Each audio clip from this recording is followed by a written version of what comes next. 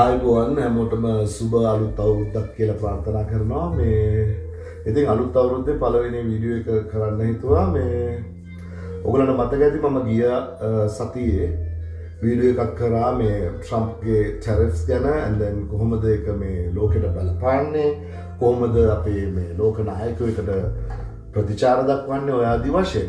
ඉතින් මේ ඒ සිද්ධියම මුල් කරගෙන මම කල්පනා කරා ටිකක් ගැඹුරට සාකච්ඡා කරන්න කියලා මේ කොහොමද මේ අනෙක් රටවල් වල රියැක්ෂන් එක අපි විග්‍රහ කරගන්න ඕනේ කියන කාරණේ ගැන තමයි අද මම කතා කරන්න කල්පනා කරේ.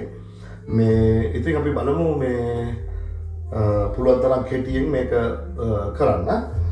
අනික එක තමයි මේ එදා මම වීඩියෝ එක කරේ ඉංග්‍රීසි වලින්. මම හිතනවා මේක සිංහලෙන් මම මුලින්ම කරලා වෙලාවක් තිබ්බොත් මම පොඩ්ඩක් ඉංග්‍රීසි වලින් එක මේ එක්ස්ප්ලেইন කරොත් හොඳයි කියලා. මොකද වැඩි පිරිසක්ට එතකොට නරඹන්න පුළුවන් නිසා. ඉතින් මේ අපි බලමු මේ ටැරිෆ්ස් ගත්තාම දැන් මොකද්ද වර්තමානයේ මේ ඇති වෙලා තියෙන තත්ත්වය කියලා. ප්‍රධාන වශයෙන්ම මේ ට්‍රම්ප් එයාගේ ටැරිෆ්ස් ගැන අනවුන්ස්මන්ට් එක කරාට පස්සේ මේ මුළු ලෝකෙම ආව ලොකු විරුද්ධත්වයක්. ඒ කියලා කියන්නේ රටවල් විතරක් නෙවෙයි, මේ ගොඩාක් වෙලාවට ගත්තොත් එහෙම මේ මාධ්‍ය වලින් ඊළඟට සෝෂල් මීඩියා පැත්තෙන් එහෙම මේ සෑහෙන මේ ලොකු නිකන් අර මොකින් කැම්පේන්ස් කියලා කියන්නේ මොකින් කැම්පේන් එකක් දකින්න පුළුවන්. ඉතින් ප්‍රධාන වශයෙන්ම කියන්න ඕන මේ වගේ ලෝක අර්බුදයක් තියෙන අවස්ථාවක හරි රටේ අභ්‍යන්තරයේ හරි එහෙම ප්‍රශ්නයක් තියෙන වෙලාවක අපේ මිනිස්සු හුරු වෙලා ඉන්නවා තමන් බලන මීඩියා.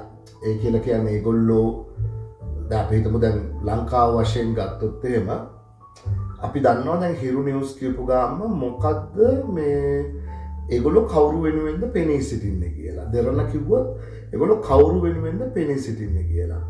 ඉතින් අර එහෙම නිවුස් බලන අයට පළවෙනි වශයෙන්ම කියන්න තියෙන්නේ ඕගොල්ලෝ එහෙම නිවුස් එකක් බලනවා නම් අනික් පැත්ත විග්‍රහ කරන නිවුස් එකකුත් බලන්න ඕනේ කියලා. එතකොට තමයි මේ ඔයාට මේ both sides of the story කියන එක තේරෙන්නේ.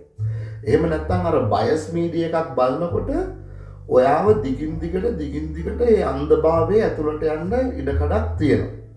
ඉතින් ඕක මේ අපේ මේ ලංකාව විතරක් නෙමෙයි මේ ලෝකේටම බලපාන දෙයක් මේ බයස් මීඩියා කියන එක. කියන්නේ පක්ෂපාතීව මාධ්‍යකරණයේ යෙදීම කියන එක. දැන් ඇමරිකාවේ ගත්තොත් එහෙම CNN කියන නාලිකාව සහ Fox කියන නාලිකා දෙක ගත්තොත් එහෙම CNN නාලිකාව සම්පූර්ණයෙන්ම මේ ඩෙමොක්‍රැට්ස්ලා වෙනුවෙන් පෙනී සිටින අතර Fox එක මේ රිපබ්ලිකන්ස්ලා වෙනුවෙන් පෙනී සිටින. එහෙම නැත්නම් අපිට සරලව කිව්වොත් එම ට්‍රම්ප් වෙනුවෙන් පෙනී සිටිනවා.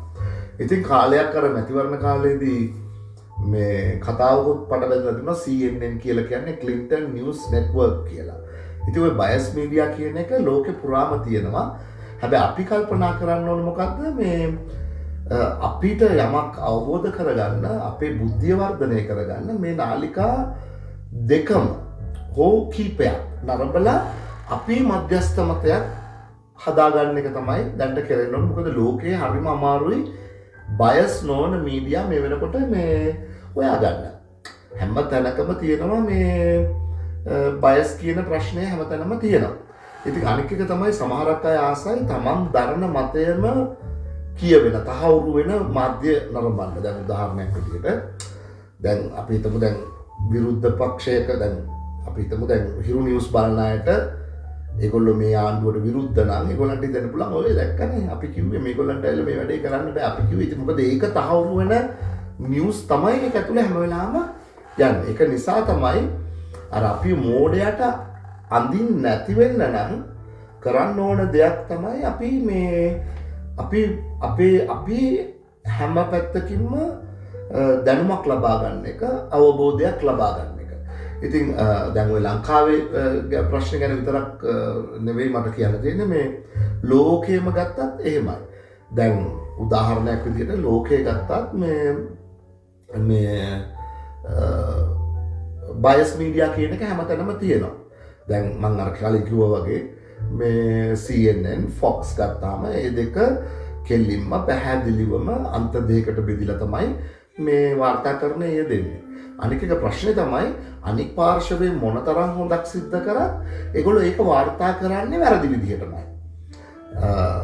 දැන් එතකොට ඒකට සමච්චලයට ලක් කරන විදිහට. ඒක නිසා අපි කාගේ හරි ගැත්තෙක් වෙනවද මෝඩෙක් වෙනවද කියන එක අපි කල්පනා කරලා අපි එහෙම නිවුස් බලන කෙනෙක් නම් ඔයා මේ වර්තමාන දේශපාලන තත්ත්වය ගැන උවමනාවෙන් ඉන්න කෙනෙක් නම් ඔයා අනිවාර්යයෙන්ම කරන්න ඕනේ ඒ දෙපැත්ත හරියට මේ ප්‍රශ්නේ දෙපැත්ත හදාගන්න බලන්න ඕනේ. මම ඔයගලන්ට එහෙම කියන්නම් කීපයක් තියෙනවා. මේ බයස් නොවන ඉන්ටර්නැෂනල් මීඩියා ඇසෝසියේටඩ් ප්‍රෙස් කියන එක එහෙම 100%ක් බයස් නැත්තේ නෑ. නමුත් ඒගොල්ලෝ සෑහෙන හොඳයි. ඊළඟට PBS නිවුස් අවර් කියන එක Reuters කියන ඒවා හොඳයි. ඒ ඇමරිකාව ඇතුළේ ජාත්‍යන්තර වශයෙන් ගත්තොත් එimhe BBC UK කියන එක Reuters ඊළඟට අලුතෙන්ම ආපු එකක් තමයි මේ Al Jazeera කියන එක. Al Jazeera ඉතාම හොඳයි. ඔයාලට මේ නිවුස් එකක් බයස්ද නැද්ද කියලා හොයාගන්නත් දැන් ඇත්තටම කියනවා නම් මේ ටූල්ස් තියෙනවා ලෝකේ. නිවස් නේෂන් කියන වගේ වෙබ්සයිට්ස් වල ඔයාලට පුළුවන් මේ වීඩියෝ ලින්ක් එක අප්ලෝඩ් කරාම පස්සේ ඒක ඔයාලට මේ පෙන්නනවා මේකේ තියෙන අදහස් මේ leaning towards left ද leaning towards right ද කියන එක පොදු දල අදහසක් ගන්න පුළුවන් මේ ඒ වාර්තාකරණය සම්බන්ධයෙන් ඒ වගේ වෙබ්සයිට්ස් හදලා තියෙනවා මේ ඒ වැඩේ වෙනුවෙන්. ඉතින් මේ ඔයාට බයස් නොවන අදහසක් ගන්න ඕන නම් ඒ වගේ channels බලන්න. අනික එක මම මේ කරන වීඩියෝ එකේ ප්‍රධානම අරමුණ තමයි ඒ බයස් නොවි මේ සාකච්ඡා නොවිච්ච ඒ සාකච්ඡාවට ගත යුතු නොදැක්ක පැති ගැන පක්ෂග්‍රාහී නොවි මේ පොඩ්ඩක් අදහස් ඉදිරිපත් කරන්න උත්සාහ කරන එක තමයි මම මේ කරන්න හදන්නේ. right? ඉතින් මේ ඒක නිසා මේ අපි බලමු මේ තත්ත්වය දැන් අපි කියන මේ ට්‍රේඩ් වෝර් එක එහෙම නැත්නම් මේ ට්‍රම්ප් අලුතෙන් යෝජනා කරලා තියෙන ටැරිෆ්ස් හරහා මේ අන්තර්ජාතික වශයෙන් බලපාලා තියෙන තත්ත්වය මොකක්ද කියලා. ප්‍රධාන වශයෙන්ම මම එතනට යන්න කලින් මට පළවෙනියටම කියන්න ඕන දෙයක් තමයි ලෝකයේ රටවල් තියෙන අපි දන්නවා පොහොසත් රටවල්, දුප්පත් රටවල් සහ ආගම්වාදය කියන එක මුල් කරගත්ත රටවල්. right? එතකොට මේ පොහොසත් රටවල් කෙසේ වෙතත් මේ දුප්පත් රටවල් වල ඉන්න පාලකයන්ට හැම වෙලාවෙම තමන්ගේ පාලනය කරගෙන යන්න ඒගොල්ලන්ට පොදු සතුරෙක් අවශ්‍යයි. පොදු සතුරෙක් අවශ්‍යයි. ඒ පොදු සතුරාට එරෙහිව සටන් වදින කෙනෙක් හැටියට තමයි ඒගොල්ලෝ පෙනී සිටින්නේ. ඒ වගේම ජනතාව පෙළගස්සන්නේ මේ ඒ පොදු සතුරාව ඉලක්ක කරගෙනමයි. ඇයි එහෙම කරන්නේ? රටක ප්‍රධාන වශයෙන්ම ගත්තාම මිනිස්සුන්ගේ පොදු අවශ්‍යතාවයන් කියලා කියන්නේ ආහාර පාන, අධ්‍යාපනය, වාසස්ථාන, ප්‍රවාහනය, සතුටුදායක ජීවිතයක්.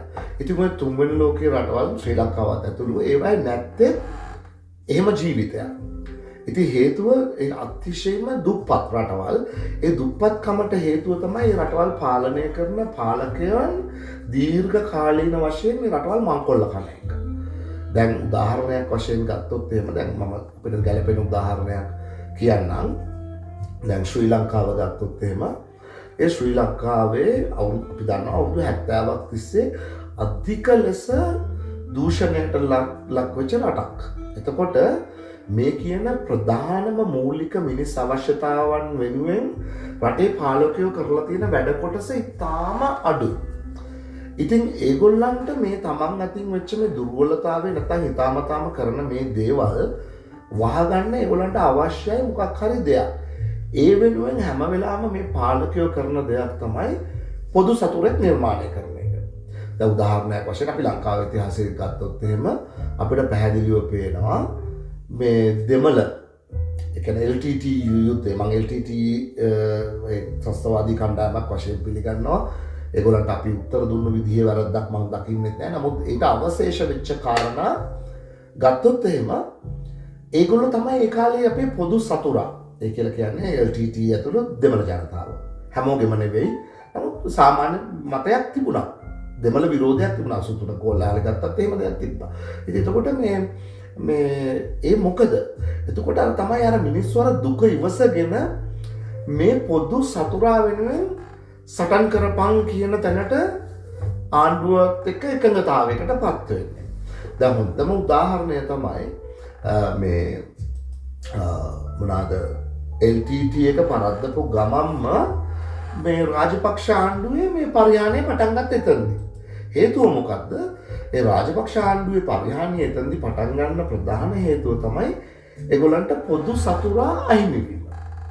පොදු සතුරා අහිමි වුණාට පස්සේ ඔන්න තමයි මිනිස්සු බලන්න පටන් ගත්තේ කෝ බඩුවල ගණන් මෙහෙමයි, රස්සාවල් නැති ප්‍රශ්න මෙහෙමයි. ඉතින් ඒක නිසා තමයි අර රාජපක්ෂලා වහා ගිහිල්ලා අලුත් පොදු සතුරෙක් නිර්මාණය කරන්න උත්සාහ කරේ. ඔය සිංහල ජනතාව අතර දෙමළ මිනිස්සුන් සම්බන්ධ වෛරය ක්‍රෝධය වපුරන්න පටන් ගත්තේ ඒ කියන මූලික අවශ්‍යතාවය බදනම් කරගෙන. දැන් හොඳට මතක ඇති ඩොක්ටර් ෂාෆී ඊළඟට වන්ද කොත්තු වන්ද බ්‍රෙසියර් අර බුර්කා එක ඔය ඔක්කොම ප්‍රශ්න ආවේ මේක පාරටනේ. ඒක පාට එන්නේ කොහොමද රටක ප්‍රශ්නයක්. මේ කොහෙවත් නැති ප්‍රශ්නයක් එක පාටම. ඒක ඇති කරන ලද ප්‍රශ්නයක්. ඒක නිසා මේ පොදු සතුරාගේ අවශ්‍යතාවය ද ලංකාව වගේ රටක නම් මේ දූපත නිසා ඒක ජාත්‍යන්තරකරණය කිරීමක් අවශ්‍ය වෙන්නේ. ඒක අභ්‍යන්තරයෙන් පොදු සතුරෙක් නිර්මාණය කරගත්තාම ඇති. නමුත් අපිට මතකයි විමල් වීරවංශලා වගේ අය නිරන්තරයෙන්ම ඇමරිකන් අධිරාජ්‍යවාදය ගැන කියයි, මේ ඔය බටහිර කුමන්ත්‍රණ ගැන කියයි. ඒ කියන්නේ ඒගොල්ලෝ හැම වෙලාවෙම උත්සාහ කරනවා මේ පොදු සතුරෙක් නිර්මාණය කරන්න. එතකොට ඒගොල්ලන්ගේ පාලනය පහසු වෙන නිසා. ඉතින් අපේ රටේ ජනතාව දැනගන්න ඕන මේකයි මේකේ යටි අරමුණ කියලා.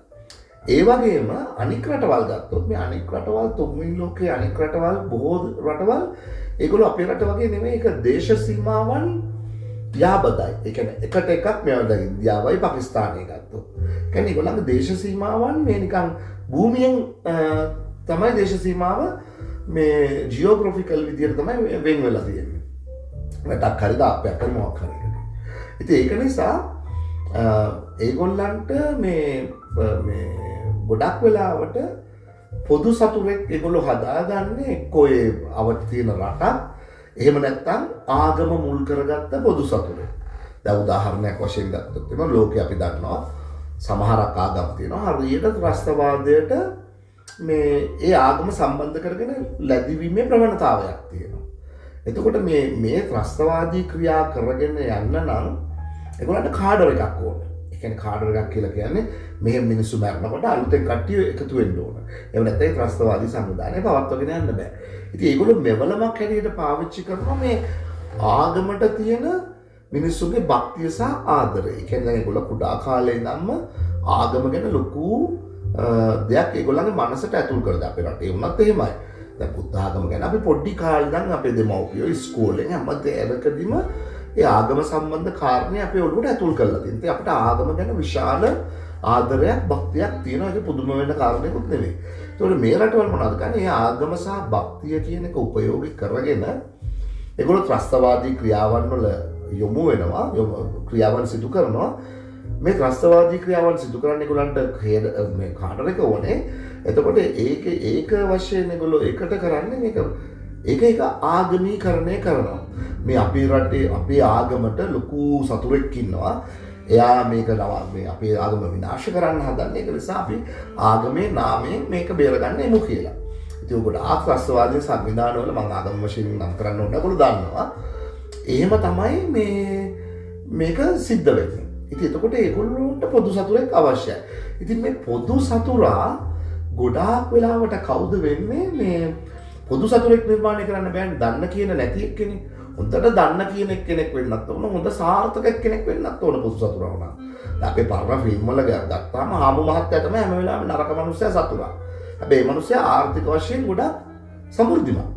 දුප්පත් සතුරෙක් කවදාකවත් නෑ ෆිල්ම් එක. එයා පොසත් හැම වෙලාවෙම. හරිද? කොල්ල පොසත් දුප්පත් උනත් මේ සතුරා හැම වෙලාවෙම සල්ලි තියෙන පොසත් එක්කෙනෙක්. ඉතින් ඔය කියන ෆ්‍රේම් එකට හොඳටම සෙට් වෙන එකක් තමයි මේ ඇමරිකාව.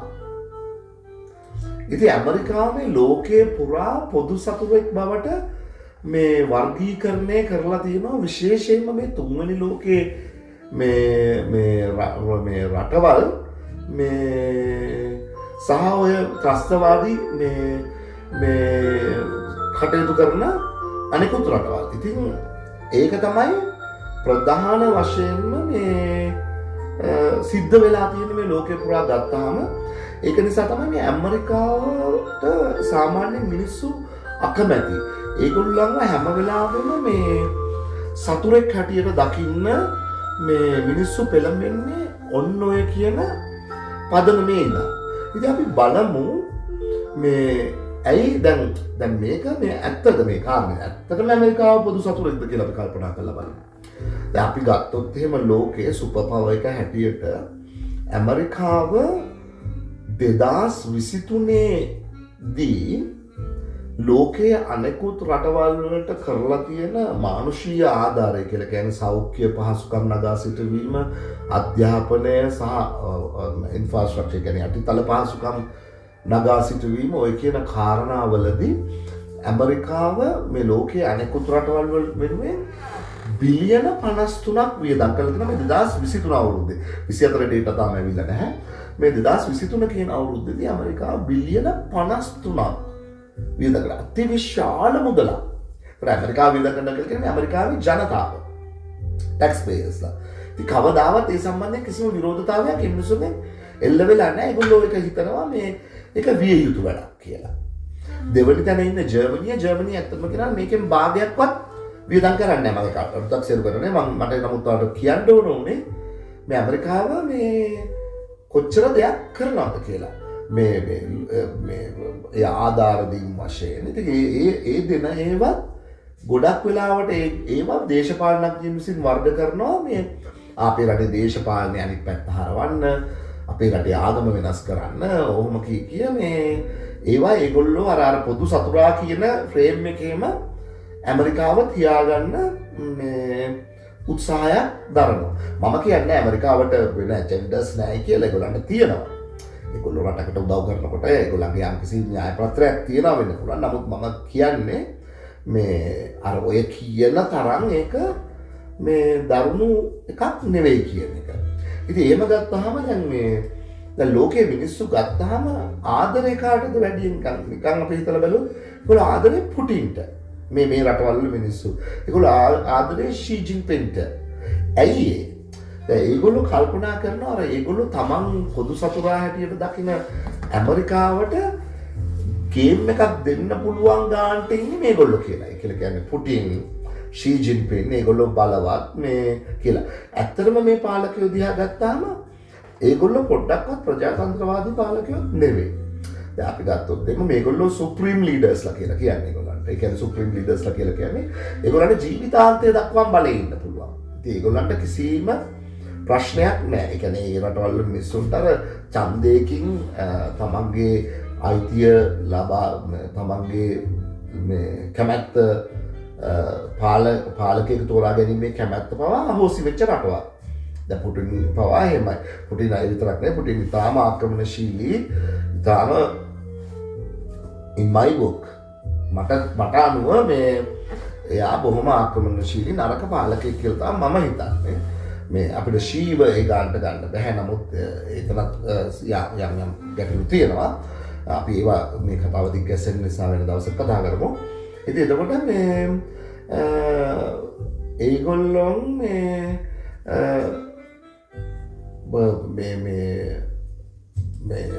ඒක කියන්නේ ඒගොල්ලන්ට තමයි මිනිස්සුන්ගේ මේ කැමැත්ත වැඩියෙන් තියෙන්නේ. අර මොකද හේතුව අර තමන් පොඩි කාලේ ඉඳන් දකින පොදු සතුරාට එරෙහි වෙන එක නානසා. අපි සිංහල චිත්‍රපටයක් ගත්තොත් එහෙම අර පොදු සතුරා ඒ කියන්නේ විලන්ට ගහනකොට විජය විජයට විසිල් ගහනවා ගැලරියේ. ඒකම අපිට ආදේශ කරගන්න පුළුවන් මෙතනට. හැබැයි දැන් ඉතින් ඒ කියන්නේ තමන්ට චිත්‍රපටය තුළින් එයාට පෙන්න මෙයා නරකයි මේ දේවල් නිසා නරකයි කියන්න පුළුවන් ඔක්කොම දේවල් එතනදී පාවිච්චි කරනවා. විලන්ගේ අතේ කොයි වෙලාවෙත් සිගරට් එකක් තියෙනවා, රක්කු බීබී මය හැම වෙලාවම ප්‍රශ්න කතා කරන්නේ වගේ ඒවා. ඉතින් අර අපිට විලන් කියන එකක් අපේ ඇඟට දීලා තියෙනවා. අපි කරුණු අධ්‍යයනයකින් තොරව ඒ විලන්ව පිළි අරගෙන තියෙනවා. ඒ විලන්ට එරෙහි වෙන මේ ඕන කෙනෙක් අපිට හීරෝ කෙනෙක් වෙනවා. ඉතින් ඔන්න ඔය කියන කාරණය තමයි පළවෙනියටම මට විග්‍රහ කරන්න ඕන. ඇයි ඇමරිකාවට මේ වගේ හේට් රේට් එකක් එන්නේ කියන තැනට. හරිද? ඉතින් අනික එක මේ ගැන කියනකොට දැන් කාට හරි හිතෙන්න පුළුවන් මම හරි පක්ෂපාතී මේ ඇමරිකාවට එන්න වෙන්නේ කියලා. ඉතින් එහෙම ප්‍රශ්නයක් නැහැ. මම ඇමරිකාවේ පුරවැසිභාවය පවා ප්‍රතික්ෂේප කරපු එක්කෙනෙක්. ඉතින් ඒක නිසා මගේ කිසිම මේ ඇමරිකාවට විශේෂ පක්ෂපාතී කමක් හෝ විරුද්ධත්වයක් මගේ ඇත්තේ නැහැ. මේ මම එහෙම මාව තේරුම් ගන්න එපා. මොකද මේ කතාවේදී ඒක මේ කාරණා ටික තේරුම් ගන්න ඒක බාධාවක් වෙන්න ඉඩ තියෙනවා. ඒකයි මම කලින් කියලා තිබ්බේ. නැත්තම් ඔයාට අර මම මේ වෙන අරමුණකින් මේ වැඩේ කරනවා වගේ අදහසක් එන්න පුළුවන්. ඒක නිසා තමයි මේ මම එක කිව්වේ. ඉතින් අපි ඇත්තටම බලමු ඇමරිකාව දුෂ්ටයිද කියලා. මම අර කලින් කිව්වා වගේ ඇමරිකාව මේ ලෝකේ මිනිස්සුන්ට වැඩියෙන්ම මේ ආධාර කරන රට. ඒක බිලියන ගාණක්. අති විශාල මුදලක්. ඔය කියන සමහර රටවල් වල ඒගොල්ලන් මුළු ආර්ථිකයටම වඩා වැඩි ඒගොල්ලෝ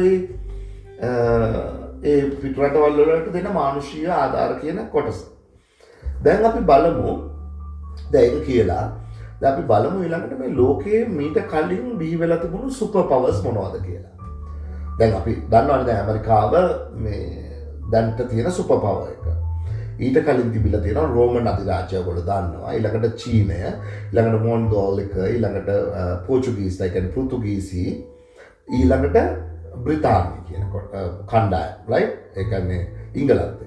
එතකොට ඒගොල්ලෝ තමයි අපිට මේ කල්පනා කරන්න පුළුවන් මේ සුපර් පවර්ස්. ඒ කියන්නේ ඔයිටත් පස්සට යන්න පුළුවන්. නමුත් අපි ඒක ගැන කතා කරමුකෝ. ඉතින් මේ මම කියනවා ඔය ලෝකයේ එදා මෙදා බිහි වෙච්ච සුපර් පවර්ස් වලින් හොඳම සුපර් පවර් එක ඇමරිකාව. ඒක අපිට ආසන්න වශයෙන්ම තියෙන සුපර් පවර්ස් දෙක ගමුකෝ. අපි කල්පනා අපි මෙහෙම කියමුකෝ. දැන් අපිට පරණ රෝමන් අධිරාජ්‍යයට යන්න ඕනේ නැහැ. නමුත් අපි කියමුකෝ දැන් ඇමරිකා versus මේ ඉංග්ලන්ඩ් කියලා ගමුකෝ. බ්‍රිතාන්‍ය. දැන් ඔය දෙගොල්ලෝ සුපර් පවර් දෙකක් හැටියට තිබුණු කාලේ සමහරක් වෙලාවට අපි සීයලාගෙන් ආච්චිලාගෙන් අහලා අපි දන්නවා. ඒකට අපි දැන් වර්තමාන ලෝකේ ජීවත් වෙමින් ඇමරිකාව ගැනත් දන්නවා. ඉතින් බැලුවාම දැන් බ්‍රිතාන්‍ය ගත්තොත් එහෙම ඒගොල්ලෝ සුපර් පවර් එකක් හැටියට ඉන්න කාලේ මුළු ලෝකෙම ඒගොල්ලෝ කොලොනයිස් කරපු හැම රටක්ම ඒගොල්ලෝ අති විශාල විදියට මංකොල්ල කෑවා.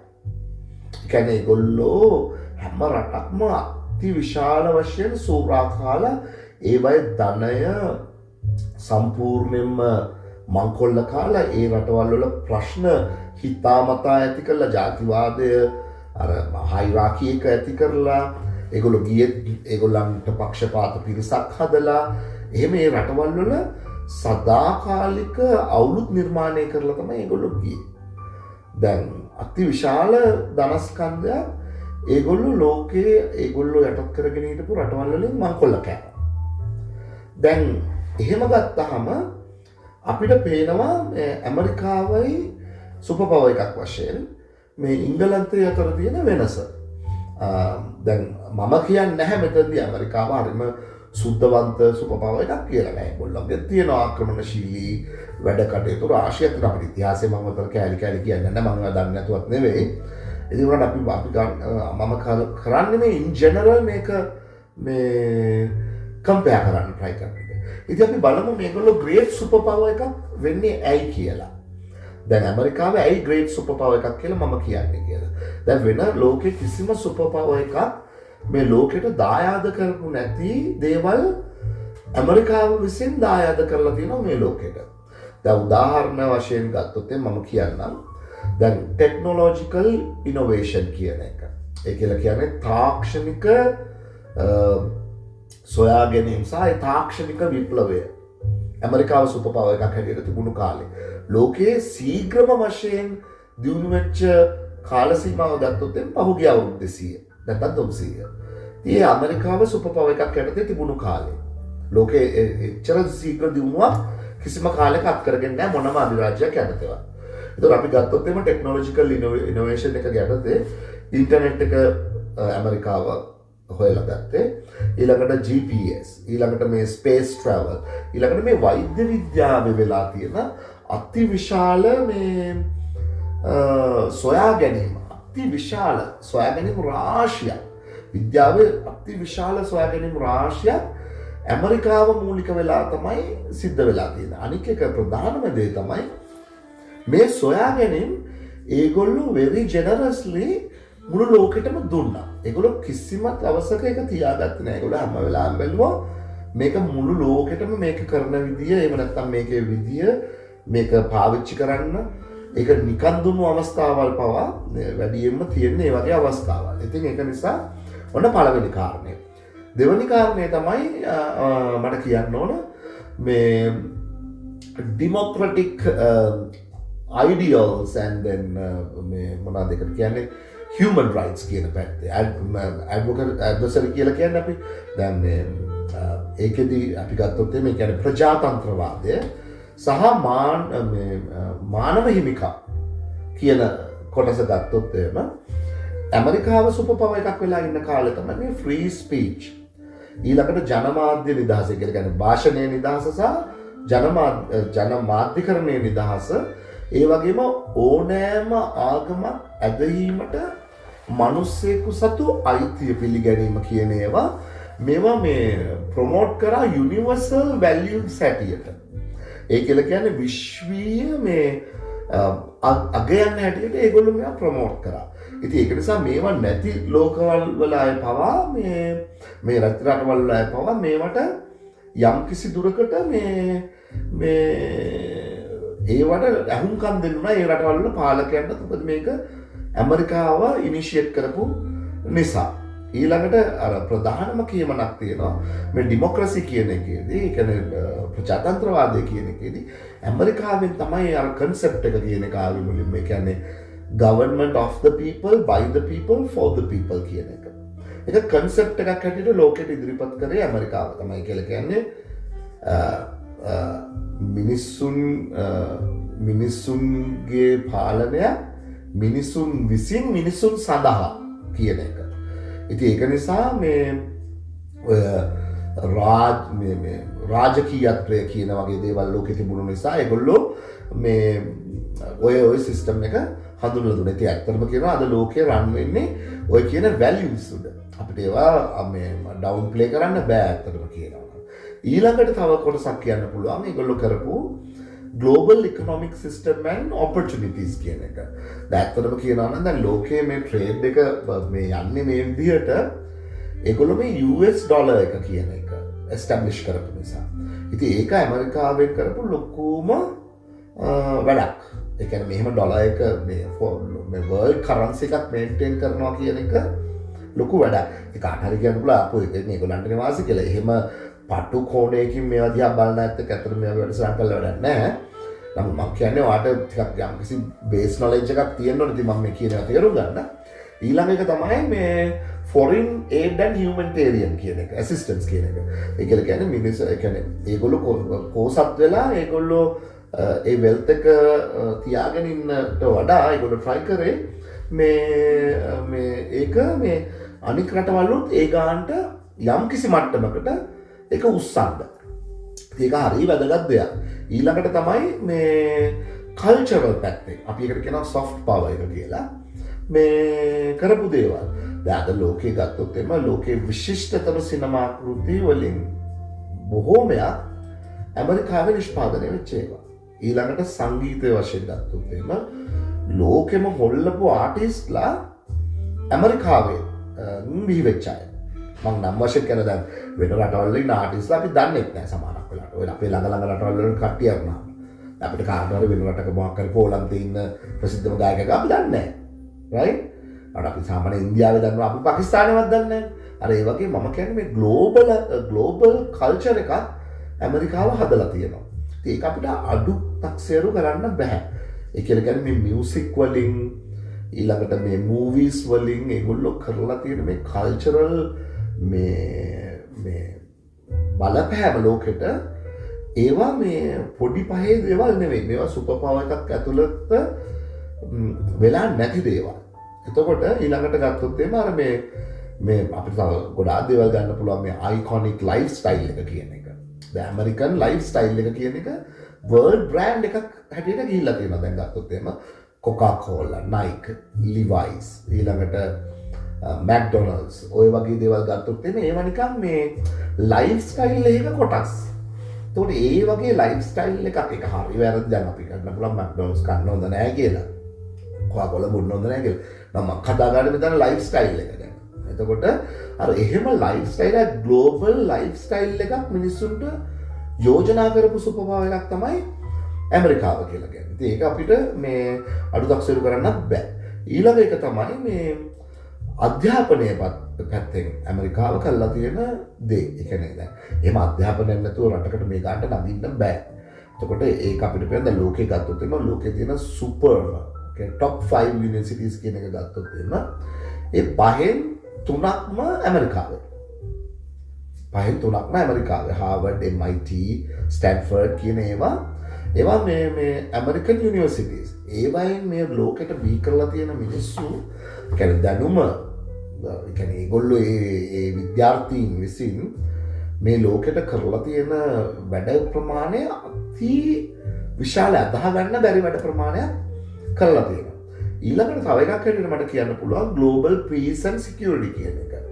කියන්නේ මුළු රටටම අර මිලිටරි ප්‍රොටෙක්ෂන් කියන එක මේ මුළු ලෝකෙටම දීලා තියෙනවා. අපි දන්නවා දැන් මේ ට්‍රම්ප්ගේ මේ ටැරිෆ් වෝ එකත් එක්ක ලොකුවට ආපු දිලාපු කතාවක් තමයි මේ දැන් UE එකට මේ ඒගොල්ලන්ට දැන් ජර්මනිය, ප්‍රංශය, ඉතාලිය ඔය කියන රටවල් UE කියලා කියන්නේ මේ ඒගොල්ලන් මේගේ ආරක්ෂාව මෙතෙක් කාලයක් සැපයුවේ මේ යුනයිටඩ් ස්ටේට්ස් විසින්. ජපානයේ ඊළඟට කැනඩාවේ ඒගොල්ලෝ ඒවට දුන්නු මුදල් ප්‍රමාණය ඒවට වැය කරපු මුදල් ප්‍රමාණය තාම සුළු ප්‍රමාණයක්. ඉතින් ට්‍රම්ප් තමයි මේක පළවෙනි වතාවට ගෙනාවේ. ඇයි අපි අනෙක් රටවල් වෙනුවෙන් මේවා කරන්නේ? මොකටද? මේ ලෝකේ හැම දෙයකටම මිලක් තියෙනවා නම් ඇයි අපි මේවා මේ රටවල් වලට නිකන් කරන්නේ කියලා. මම කියන්නේ ඒවා නිකම්ම කරා කියලා. නමුත් අර වැඩිපුර වියදම ඇමරිකාව දරනවා. ඉතින් ඒක නිසා තමයි යුක්‍රේනයට ඇමරිකාවේ නේටෝ එකෙන් අයින් වෙන්න හේතුවත් මේ ඒ කියන කාරණා ඒව ගැන දැන් කතා කරන්න ගියොත් ටිකක් මේ කතාව දිග්ගැස්සෙනවා. ඉතින් අර අනික් කාරණේ තමයි අර ඩිසාස්ටර් රිලීෆ් ෆෝර්ස් එක. ඇමරිකාවේ තියෙනවා ඩිසාස්ටර් රිලීෆ් ෆෝර්ස් කියලා එකක්. ඒක පිටවල තියෙන්නේ මේ ලෝකයේ හටගන්න ස්වභාවික අනතුරු වලදී ලෝකයේ මිනිස්සුන්ට උදව් කරන්න. සුනාමි එක, earthquakes, ඊළඟට එපිඩෙමික්ස් ඔය වගේ දේවල් අපි කියන්නේ මොනවද? ඒවට කියන වසංගත රෝග තත්ත්වයන් කියලා. ඒ වගේ දේවල් වලදී මේ ලෝකෙට උදව් කරන තමයි මේ ඒජන්සි එක හදලා දෙන්නේ. මේවට වියදම් කරන මුදල බිලියන ගාණක්. ඉතින් ඒකයි අනික් එක මේ දැන් සමහරක් අය අතට නියුක්ලියර් පවර් එක යන එක භයානකයි කියලා දෙයක් තියෙනවනේ. විශේෂයෙන්ම ත්‍රස්තවාදයේ තියෙන රටවල් වල නායකයන් අතර නියුක්ලියර් පවර් එක යන එක ඉතාම භයානකයි. ඉතින් ලෝකේ නියුක්ලියර් පවර් එක තියෙනවා ගොඩක් රටවල් වල. නමුත් ඇමරිකාව තමයි ඔය ලෝකේ මේ නියුක්ලියර් පවර් එක කන්ට්‍රෝල් කරගෙන ඉන්නේ. එහෙම නැත්නම් ඇත්තටම මුළු ලෝකෙම විනාශ වෙන්නත් පුළුවන් තත්ත්වයක් මේ තියෙනවා. සමහරක් ඉවසීමක් නැති මේ ඔය ත්‍රස්තවාදයට උඩ ගෙඩි දෙන නායකයන් නැති. නමුත් ඇමරිකාව විසින් මේක කන්ට්‍රෝල් කිරීමක් කරනවා. ඉතින් ඒක නිසා මම හිතනවා ඒගොල්ලෝ සුපර් පවර් එකක් හැටියට ලෝකේ කවදාවත් හිටපු නැති. මම කියන්නේ ඒගොල්ලෝ ෂෝක් සුපර් පවර් එකක් කියලා. නමුත් අනික් අයට කම්පෙයාර් කරනකොට මේගොල්ලෝ තරම් හොඳ සුපර් පවර් එකක් අතරම ලෝකෙට තිබිලා නැහැ. අනික් එක තමයි මේ ව්‍යවසායකත්වයේ පැත්තෙන් මේ ඇමරිකාව මේ මිනිස්සුන්ට දෙන සහයෝගය. ඒ කියලා කියන්නේ ස්ටාර්ට්අප් කල්චර් කියන එක.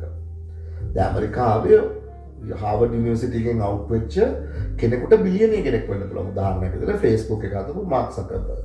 ඊළඟට ඒ වගේ තව ගොඩාක් තෙරනොක්ස් කියන එක ගත්තොත් ඒක අර ෆෝඩ් එකක් වුණ එකක්. නමුත් මම උදාහරණයක් විදිහට ඒ වලට දුන්නු සහයෝගය කියලා කියන්නේ කාට වුණත් අලුත් අදහසක් අරගෙන ඇවිල්ලා ඒක ග්ලෝබල් අයිඩියා එකක් බවට පත් කරන්න මේ ඇමරිකාවෙන් දෙන සහයෝගය කියලා කියන්නේ රට රාජ්‍ය වශයෙන් දෙන සහයෝගය. ඒකනේ අර මේ කියවනක් තියෙන්නේ මේ rags to riches කියලා. මේ ඒ වගේ නැරටිව් එකක් තියෙනවා. ඒ කියලා කියන්නේ මේ දුප්පත් වෙලා ඉන්න ඕනම කෙනෙකුට පෝසත් වෙන්න පුළුවන් Tamanට මේ හොඳ අයිඩියාස් තියෙනවා නම්. ඒ වගේම මේ world wide innovations කරපු මිනිස්සු ඉන්නවා ඇමරිකාවේ තමයි මේ ඒගොල්ලන්ගේ ජන්මභූමිය. දැන් ස්ටීව් ජොබ්ස් ගත්තොත් එimhe Apple, ඉලොන් මස්ක් ගත්තොත් ඊළඟට අපි කවුද බිල් ගේට්ස් ඔය වගේ මට කියන්න පුළුවන් අති විශාල ප්‍රමාණයක් ඒගොල්ලෝ ආවේ නිකන් නෙවෙයි මේ අර ඉනෝවේෂන්ස් වලට මේ තියෙන මේ රටේ තියෙන නැඹුරුව. ඒගොල්ලෝ හැම වෙලාවෙම කියන්නේ think big, take risks කියන එක හැම වෙලාවෙම මිනිස්සුන්ගේ ඔළුවට කාවද්දන තත්වයක් තමයි මේ ඇමරිකාවේ මේ මිනිස්සුන්ට මේ ගවර්න්මන්ට් එකෙන් කරන්නේ. ඉතින් ඒක නිසා තමයි මේ ඇමරිකාවට ලෝකයේ මෙච්චර බලයක් තහවුරු කරගන්න පුළුවන් වෙලා තියෙන්නේ. මම මේක මගේ කලින් වීඩියෝ එකේ කතා කරා. ඉතින් මම මේ කියන විදිහට අපිට බලන්න පුළුවන් මේගොල්ලෝ මේ සුපර් පවර් එකෙන් අයින් වුණොත් එහෙම මේ ලෝකේ ඉතාම නරක තැනකට තල්ලු වෙන්න පුළුවන් කියන එක තමයි මගේ අදහස. ඉතින් මොකද දැන් අපිට ඊළඟ කාරණාව තමයි මේ දැන් මේ ලෝකයේ මිනිස්සු ඇයි මේ දැන් එහෙනම් මේ ඇයි මේ ඇමරිකාවට මෙච්චර විරෝධයක් එල්ල වෙන්නේ කියලා. දැන් ගොඩාක් වෙලාවට තියෙන අදහසක් තමයි ඇමරිකාවේ මිනිස්සු ඇමරිකාවේ ආණ්ඩුව ගිහිල්ලා රටවල් වලට ඇතුල්ලා ඒවා තෙල් මංකොල්ල කනවා නම් ඔය කතන්දර right. ඒවා ඇත්තටම ඇත්තද කියලා අපි කල්පනා කරන්න ඕනේ. 2017 දී ට්‍රම්ප් එයාගේ මේ මැතිවරණ රැලිවලදී කියපු දෙයක් තමයි ඇමරිකාව රටවල් වල ගිහිල්ලා අනුන් රටවල් වල ප්‍රශ්න වලට අත දාන්න යනවා නම් අඩුම වශයෙන් අපි මේ රටවල් වල තියෙන තෙල් ටික හරි ගන්න ඕනේ ඒවට හිලව් වශයෙන් කියලා. ඒ කියන්නේ යන වියදමට හිලව් වශයෙන් අපි එහෙම ගන්න ඕනේ කියලා. ඉතින් බලන්න දැන් මේ 2017 කියපු කතාව. ඒත් මම පොඩි කාලේ ඉඳන් අහලා තියෙන කතාවක් තමයි ඇමරිකාව රටවල් වලට ගිහලා ඒවා තෙල් මංකොල්ල කනවා වගේ දේවල්. ඉතින් මේ වාර අර මම කිව්වේ පොදු සතුරා නිර්මාණය කිරීම කියන එක යටතේ සිද්ධ වෙච්ච දේවල්. මම කියන්නේ ඇමරිකාව ගිහලා රටවල් වල සුද්ධවන්තයෙක් වශයෙන් සාදු චරිතයක් විදිහට හැසිරුණා කියලා. නමුත් ඒකම නෙවෙයි ඇත්ත. ඔය ඇමරිකාව ගැන තියෙන පේන්ට් කරලා තියෙන පික්චර් එකම නෙවෙයි ඇත්ත. ඇත්තටම ගත්තොත්. හරි? ඉතින් මේ අපි බලමු ඊළඟ කාර්යයේ දැන් මේ ඇමරිකාව කොහොමද දැන් අද තියෙන තත්ත්වයට මේ මූණ පෑවේ කියලා. ඒ කියලා කියන්නේ මේ දැන් අපි දන්නවා දැන් ඇමරිකාවේ සුපර් පවර් එකට විශාල තර්ජනයක් ඉදිරිපත් කරන මේ රටක් තමයි චයිනා. ඒ කියන්නේ චීනය. චීනය ඇවිල්ලා තියෙනවා ඇමරිකාව අභිමුවටම ඇවිල්ලා දැන් තියන්නේ. ඒ කියන්නේ ඒ දැන් ප්‍රොඩක්ෂන් එකක් තියෙනවා සාමාන්‍යයෙන් අවුරුදු 8ක් 9ක් වගේ ඇතුළත මේ චීනය ඇමරිකාව සර්පාස් කරයි කියලා. ඉතින් මේ තත්ත්වෙන් ගියොත් ඉතින් දැන් මේ තත්ත්වයට මූලිකම උනේ මේ 1934 විතර ෆ්‍රැන්ක්ලින් රොසවෙල්ට් කියන මේ ජනාධිපතිතුමා තමයි මුලින්ම ෆ්‍රී ට්‍රේඩ් ඇග්‍රීමන්ට් එක කියන එක ගෙනාවේ. හරිද?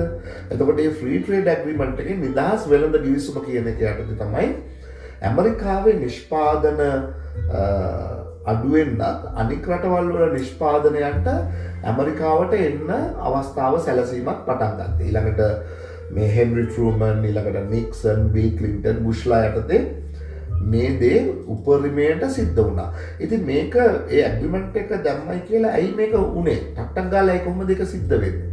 ප්‍රධානම හේතුව තමයි ඇමරිකාව කියන්නේ ධනවත් රටක්. ඒකේ ඉන්න මිනිස්සු අපි දැන් සල්ලි තියෙන අපි කරන වැඩ ප්‍රමාණය අපි අඩු කරනවා නේ.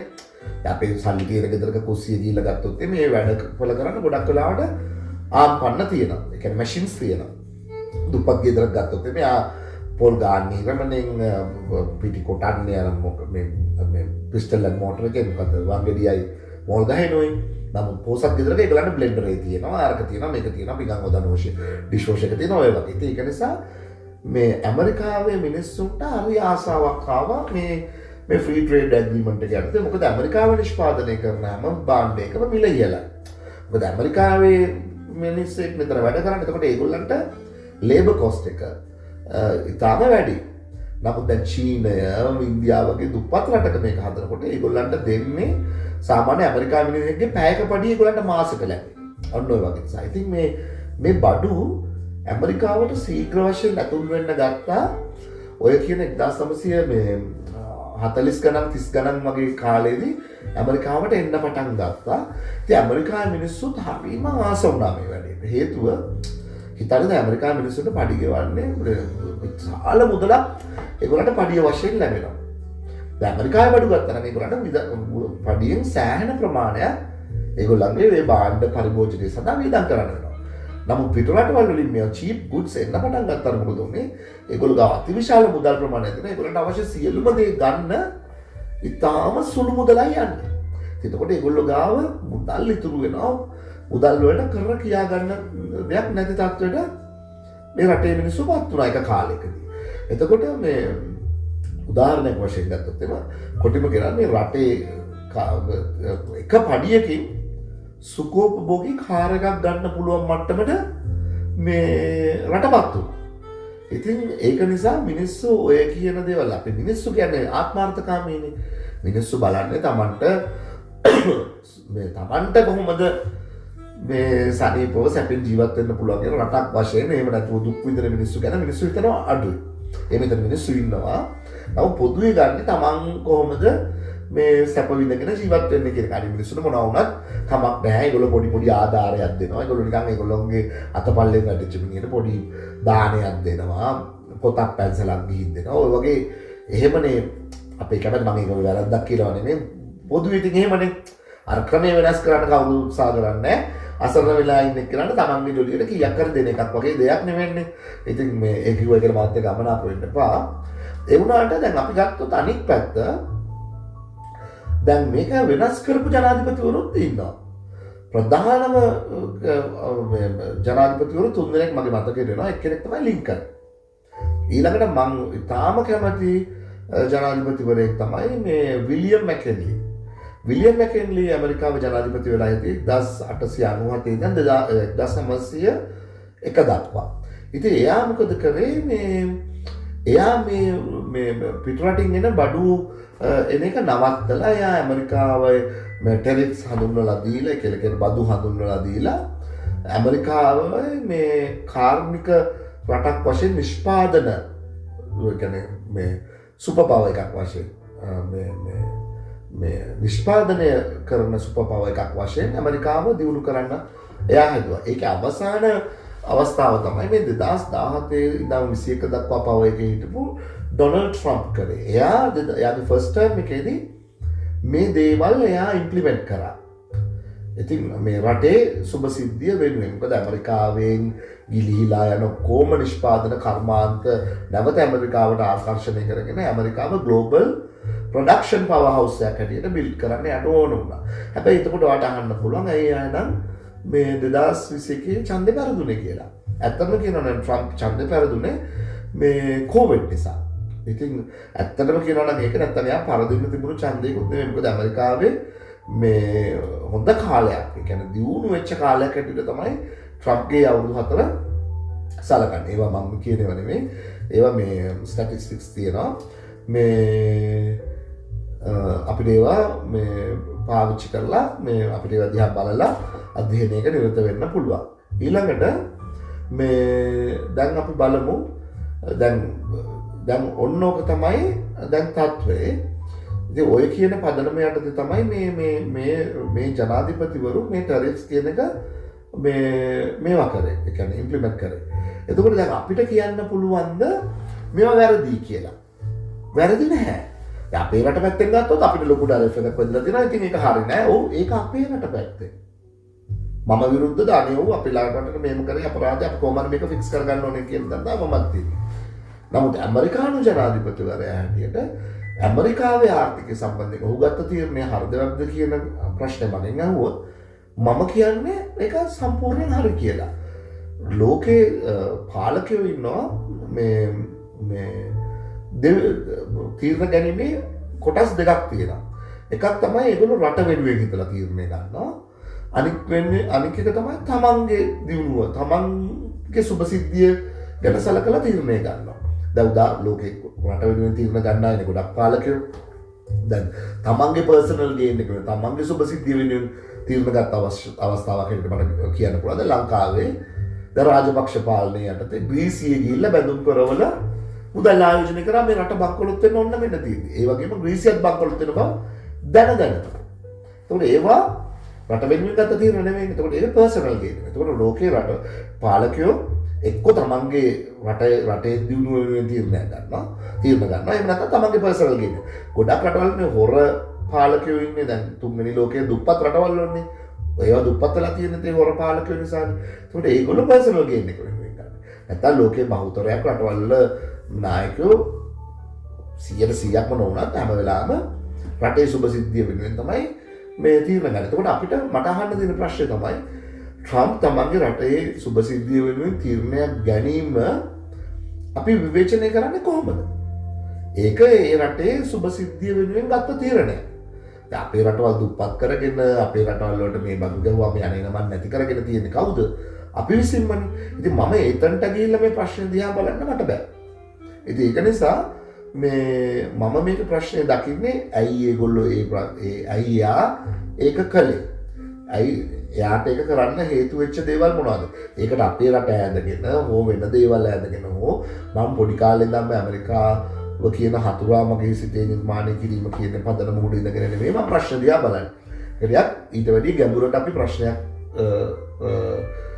විචාරය කරනකොට අපි ඒක ටිකක් ගැඹුරට යන්න ඕන.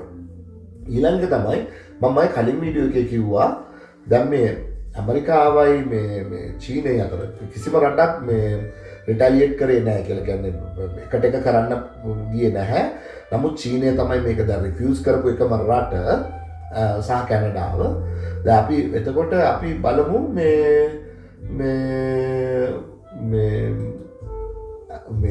දැන් චීනය මේකට විරුද්ධ වෙන්න හේතුව මම ගිය පාර වීඩියෝ එකේදී මම කිව්වා ඒගොල්ලෝ අර හියුමිලියේෂන් එක කියලා කියන්නේ ඒගොල්ලෝ අවුරුදු 100 ගාණක් තිස්සේ මේ විවිධ රටවල් වල බලපෑම නිසා ඒගොල්ලන්ට අත්විඳින්න වෙච්ච මහා දුක්ඛිත කාල සීමාව ඒගොල්ලොන්ට හැම වෙලාවෙම මේක මෙමරි එකට එනවා Tamanට මේ වගේ බලපෑමක් ඇති වෙච්ච වෙලාවක. එතකොට ඒගොල්ලෝ මොකද්ද කරන්නේ? ඒගොල්ලෝ ඒකට අර අපි කියන්නේ ස්ටබන් වෙනවා කියලා. ඒකට රිසිස්ට් කරනවා. ඒ කියලා කියන්නේ ඒකට සොලියුෂන් එකක් හොයනවට වඩා ඒගොල්ලෝ එකට එක කිරීමක් ෆයිට් එකටම යන එකක් තමයි උත්සාහ කරන්නේ. මම ගිය සතියේ වීඩියෝ එක කරනකොට චයිනා මේ එහෙම කරලා තිබුණා. නමුත් දැන් අපිට දැන් පේනවා ඒක එහෙමම වෙලා තියෙනවා. ඉතින් එතකොට අනෙක් කාරණේ තමයි අපි බලන්න ඕන මේ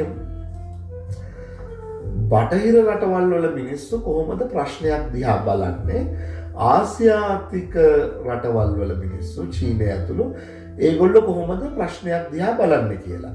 දැන් උදාහරණයක් විදිහට මම දන්නවා ගොඩක් මිනිස්සු ආශ්‍රය කරනවා බටහිර රටවල් වල මිනිස්සු. ඒගොල්ලෝ ගොඩක් වෙලාවට හැම වෙලාවෙම ප්‍රශ්නක ලොජික් එක ලීගලිද ඔය කියන කාරණා තමයි තර්කානුකූලභාවය. ඒ කියලා කියන්නේ අපි කියන්නේ අපි නීත්‍යානුකූලභාවය. ඒව ගැන කල්පනා කරනවා. ඒ රටවල් වල මිනිස්සු හැම වෙලාවෙම ඒ තුල තමයි ඒගොල්ලෝ ප්‍රශ්නයකට සහයෝගය දක්වනවද නැද්ද කියන එක තීරණය කරන්නේ. නමුත් අර මම කිව්වා අපේ රටවල් වල ඒක එහෙමම වෙන්නේ නැහැ. ඒක වෙන්නේ ගොඩක් වෙලාවට ලෝයල්ටි කියලා කියන්නේ Tamanට දක්වන පක්ෂපාතීත්වය මත තමයි ප්‍රශ්නේ හරි වැරද්ද නෙමෙයි බලන්නේ පක්ෂපාතීත්වය. පක්ෂපාතී කෙනෙක් නම් කියන්නේ ඒක හරි කියන මතය තමයි ගොඩක් වෙලාවට. ඉතින් උදාහරණයක් විදිහට රාජපක්ෂලා රට බංකොලොත් කරලා ගියා වුණාට තාමත් ඉන්නවා රාජපක්ෂලාට කැමති පිරිසක්.